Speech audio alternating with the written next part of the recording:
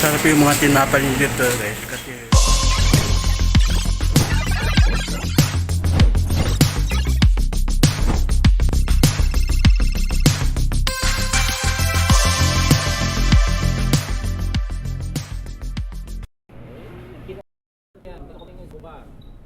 Welcome to HN TV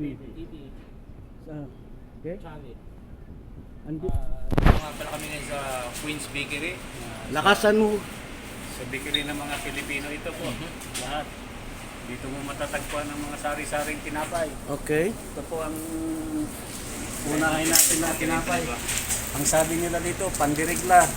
O yan po, Pandirigla, Hindi okay. yan gawa-gawa namin. Sila ang may ano nito, gawa. So, pwede po makahingi yung dalawa.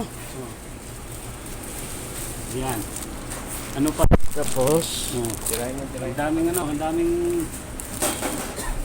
klase. ano pa? Meron pa. Binangkal. Binangkal. Binangkal Binangkal. Yan, mayroon silang binangkal dito. Binangkal. May onion. Onion. Piyaya. Onion. Piyaya onion. Masarap yung piyaya. Ye. Ulit. Ano no? Boom piyaya, boom ye. Okay. Piyaya. Marami pang iba Yan, may Maha. ubi. Ubi blanca. Pandikuko. Mayroong malalaking tinapay guys, oh. Oo. Mayroon pa lang silang yung Ano pa? siopaw. Uy, anong flavor yung siupaw? Siupaw bula-bula o Chicken. chicken? Chicken siopaw. Okay. So marami pong ako.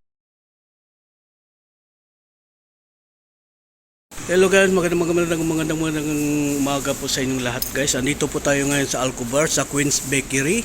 So malapit lang po ito sa Ramania guys, no? So andito tayo ngayon, napaaga tayo punta kasi tayo bibili ng tinapay. So lahat ng mga klase ng tinapay dyan guys, pwede nyo makain dito lahat, no?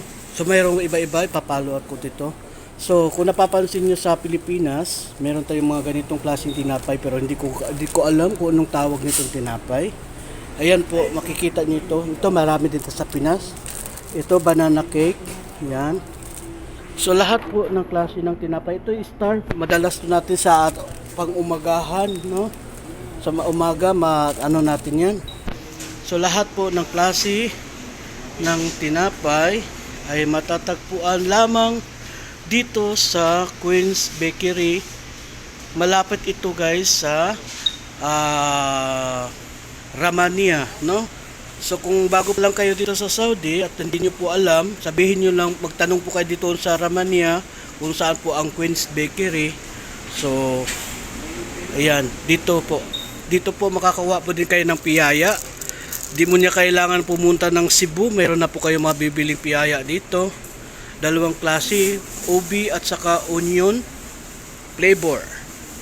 May mga binangkal. Ito, beach walk ang tawag nila dito, pero sa atin ang tawag nito is sa Cebu is tawag dito yung hupia. Ano ba yun? Tawag natin sa Cebu.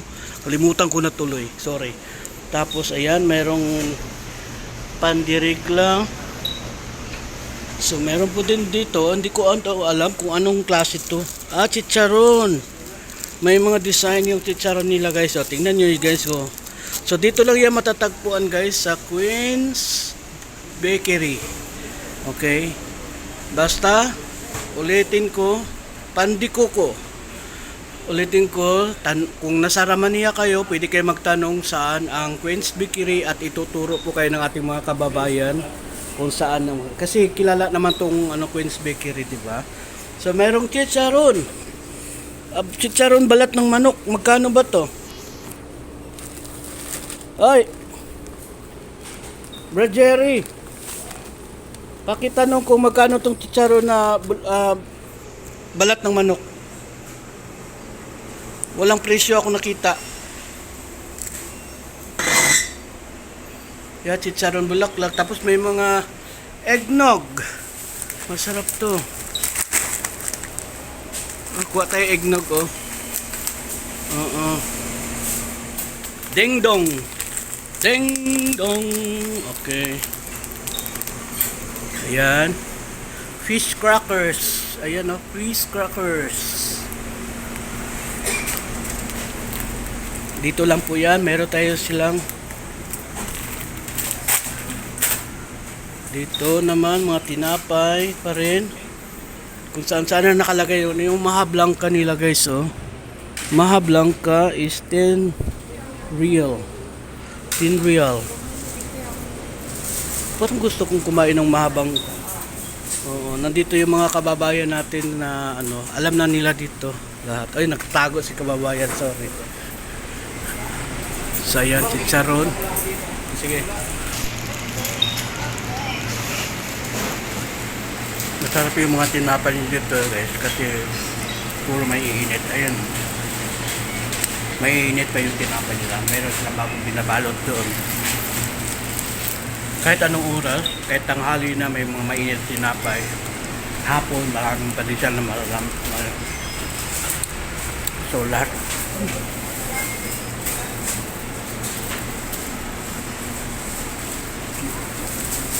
Ube.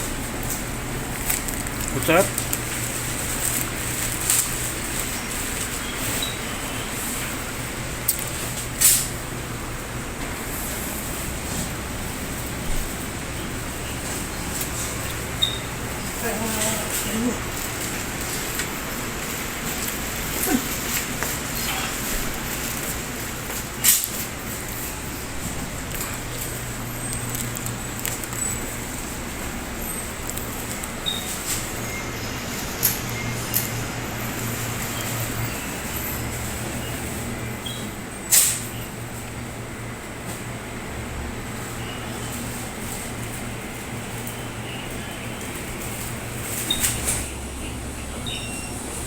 Hello guys, magandang gabi po sa inyong lahat guys. Time check po tayo, 11:40 ng gabi.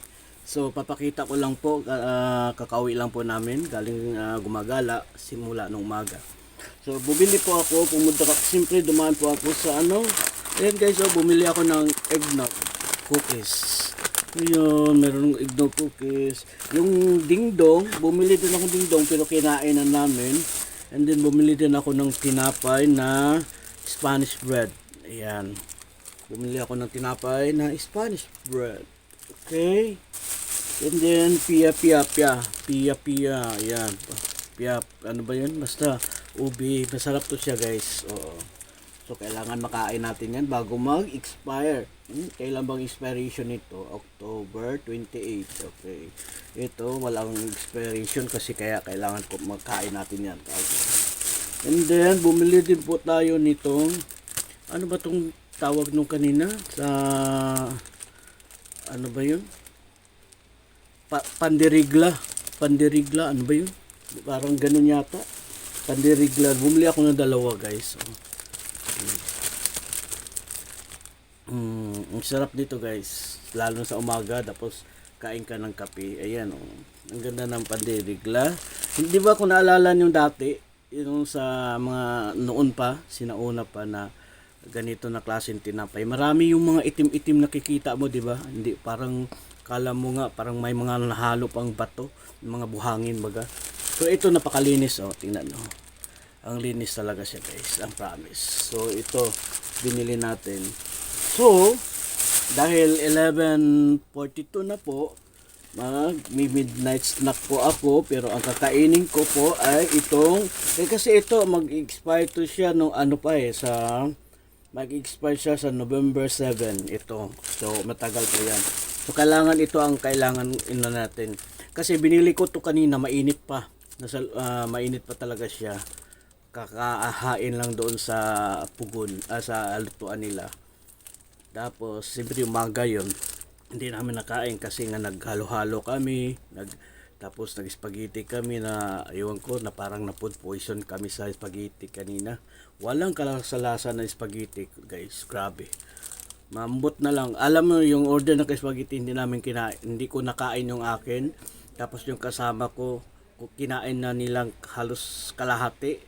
At ganoon din yung isa kong kasama, kinain nila kasi nga nanghinayang sila sa spaghetti na binayaran namin. Ako di ko talaga kaya kainin, parang di talaga pag dating pala pagsubo ko palang isang bisis talagang di ko makaya kumain. So ang ginawa ko, tumayo ako doon sa lamesa, bumalik ako doon sa binilahan ko ng ng spaghetti at binulungan ko yung nag-abot sa akin ng spaghetti. Sinabi ko talaga sa kanila na yung spaghetti nyo hindi po siya malasa, napakaasim, sabi ko, kasi maasim talaga, kasi yung spaghetti nila is ketchup lang talaga. Alam niyo yung ketchup na pinakuluan mo yung ketchup, ganun na lang ang lasa. Walang ka spaghetti sauce man lang na nailagay, wala. Tapos sabi niya sa akin, baka siguro sa dami ng ng cheese. Sabi ko hindi sa cheese yun, kasi kung marami ang cheese, malalasahan mo yung lasa ng cheese. Kasi alam ko yung lasa ng cheese, sabi ko ganun. Tapos tapos siyempre matanaw niya sa unahan,